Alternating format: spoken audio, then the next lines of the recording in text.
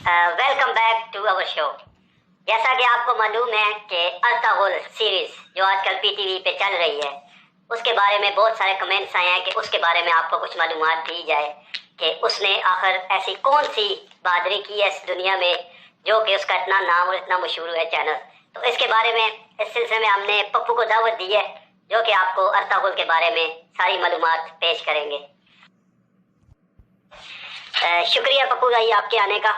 कोई बात आप नहीं। हमें अर्तागुल के बारे में बताएं, उसकी ज़िंदगी के बारे में बताएं, वो कौन था, उसके वालिदैन कौन थे और वो क्या करता था, और अर्तागुल कब पैदा हुआ। आपका शुक्रिया, आपने मुझे अपने प्रोग्राम में मदऊ किया। अर्तागुल गाजी के नाम से तकरीबन पूरी दुनिया जो है वो वाकिफ़ है। इसकी तारीख़ पैदाइश जो किताबों में है 1190 में तुर्की के मौजूदा जो सूबा बोरूसा है उसमें पैदा हुआ, और इसके वालिद का नाम सुलेमान शाह था और इसकी माँ का नाम ऐमा खातून था। बहुत शुक्रिया पप्पू साहब। अब मैं आपसे ज़्यादा सवाल नहीं करता, आप खुद ही इसकी सारी हिस्ट्री, इसकी फतवात, इसने इस्लाम के लिए क्या क्या कुर्बानियाँ दी और इसका इस इस्लामी दुनिया में कैसा रोल रहा, कैसी ज़िंदगी रही, उसकी ज़िंदगी में कौन सी मुश्किलात आई, कौन कौन सी जंगें इसने लड़ी, अगर आप खुद ही पूरी तफसीलात इसकी बता दें, एक शॉर्टकट सी पूरी सियाक़ो सबाक़ के साथ अगर आप ये हमें बता दें तो नाज़रीन के लिए बहुत ज़्यादा आसानी हो जाएगी। 13वीं सदी के आगाज़ में उम्मत मुस्लिमा एक बहुत नाजुक दौर से गुजर रही थी। दुनिया के नक्शे पर मंगोलिया से ताल्लुक़ रखने वाले चंगेज़ खान की खूनखार फौज अपनी सुल्तनत को आया रोज़ तोसी करती जा रही थी, और सुल्तनत ख्वारज़म जो थी वो ईरान, शाम, इराक़ में ये इधर फैली हुई थी।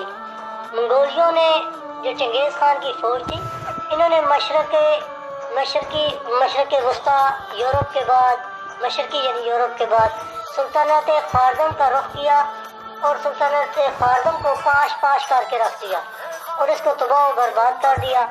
और जब सुल्तनत ख्वारज़म बिल्कुल ख़त्म हो गई तो तुर्क के कुछ कबीले अपनी कुछ महफूज जगह की तलाश में हिजरत करने लगे।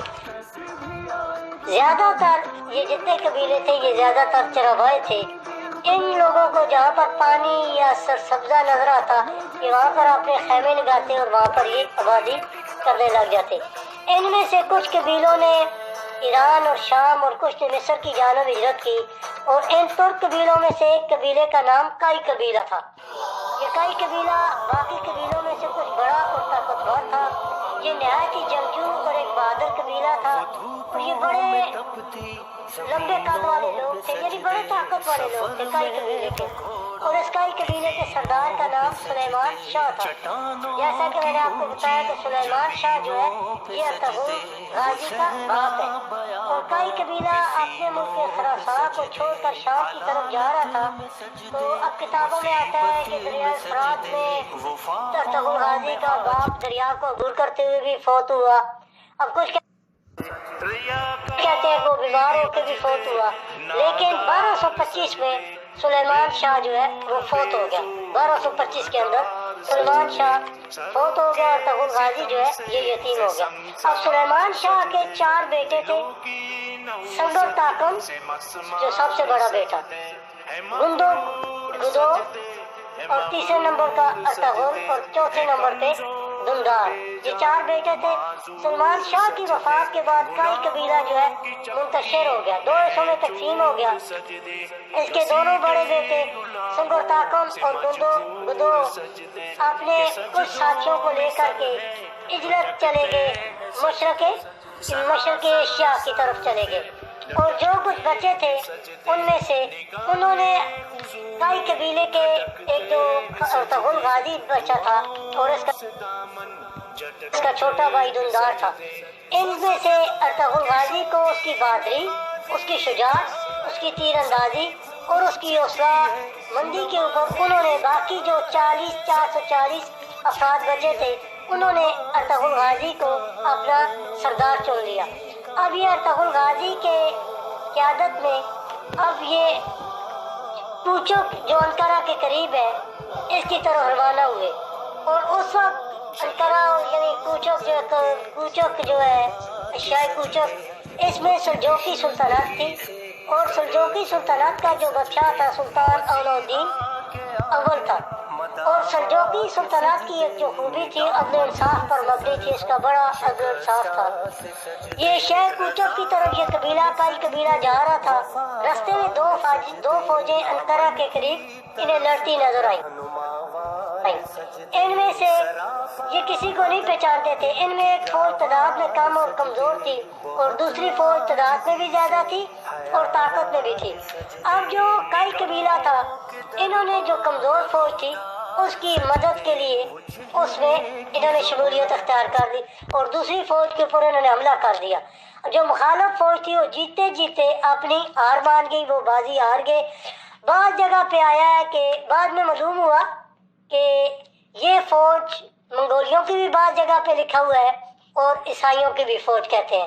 ان دو میں سے یہ اب اختلاف ہے، کسی ایک کی فوج تھی، اور فوج کا جس میں ساتھ دیا ارطغرل غازی نے، وہ بعد میں ان کو معلوم ہوا یہ سلجوقی علاؤالدین کی فوج تھی۔